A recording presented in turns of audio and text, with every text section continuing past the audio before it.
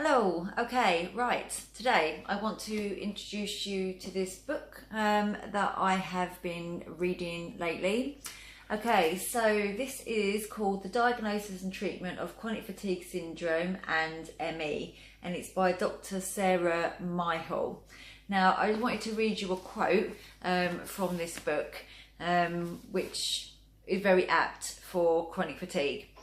So it says here, annual income £20, annual expenditure £19, 19 and 6, results happiness.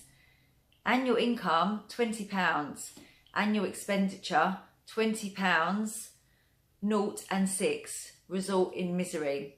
And that was by Mr. Micawber in The David Copperfield of Charles Dickens. So this is what it's like with energy, really. When the gap is positive, we have energy, and when the gap is negative, we don't have energy. So what we need to do is obviously make sure we can do everything possible for ourselves, the body and the mind, in order to make sure that we have more fuel in the tank than we are going to be using. So we want to reduce expenditure of energy from the body so we don't deplete it too much, so we don't then have enough to just basically function very well. So in the causes video, which I did, this relates very well to that. So we want to be looking after ourselves on different levels. So we want to be looking after ourselves emotionally. So we want to make sure that we are surrounded by a good support network, by people who are positive and helping us with our healing journey. You want to get rid of toxic people from your life, as they do drain energy. Emotionally, if you are suffering from chronic fatigue, then it is upsetting. It's very upsetting.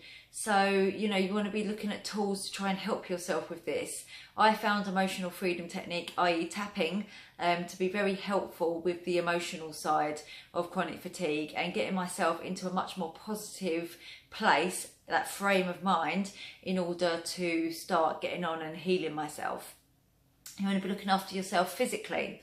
So don't expend more energy than you have. So physically, if you can do a bit of exercise, obviously you want to be doing some movement in the body, so you keep all the joints and the blood flowing and eliminating toxins from your body.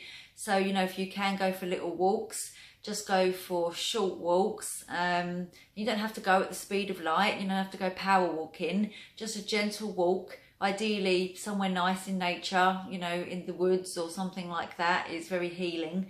So you want to be looking after yourself in a physical way, and that includes the food you eat as well. What we said about in the video that I have about digestion, eating good, healthy nutrition, well-balanced diet to be able to get those nutrients into your body.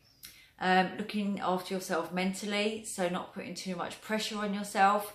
It's very difficult with chronic fatigue because you want to heal yourself so much. I fell into the trap of actually making myself worse before I got better, because I wanted to heal myself so badly.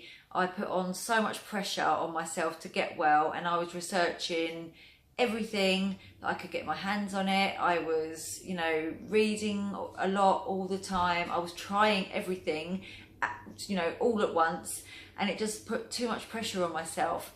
So you have to just have faith that you will get better. Yes, it's not going to be an overnight recovery, but if you have that mindset that you will get better, okay, it might take a couple of years in order to get better, but you're not going to be at that state of feeling really ill as you were at the beginning the whole way through your recovery. Obviously, the whole way through your recovery, things are going to change. So you're not going to feel as bad as what you did when you first developed chronic fatigue, as you go along the healing journey. So you just need to look at yourself, reduce the pressure as much as possible, reduce things that you need to do, the to-do list that you probably used to write out and put pressure on yourself to do. You know, the housework can wait. Do it in stages. Don't do it all at the same time. You know, it's adapting your life in order to compensate for the illness and to get better, because the quicker you can implement things like that, the quicker you're going to get better. Okay, so getting good sleep. Get some good sleep. And I know sometimes people with chronic fatigue find it hard to get to sleep, or the symptoms keep them awake. So, you know, so create a bedtime routine which is going to put you much more in a state of mind. You know, on YouTube there's loads of meditations that you can do for sleep. There's bedtime yoga that you can do actually on your bed in order to start like winding down the body. You know, not watching things that are quite stimulating for the mind. You know, maybe you get an audio book and listen to that before you go to bed. You know, there's lots of different things. Just find out what works for you in order to get a good night's rest. Okay, so you might want to have a look at this book. It is quite chunky, which, what I just said, can be quite overwhelming if you buy that and you want to try and read it all in order to work out how to heal yourself.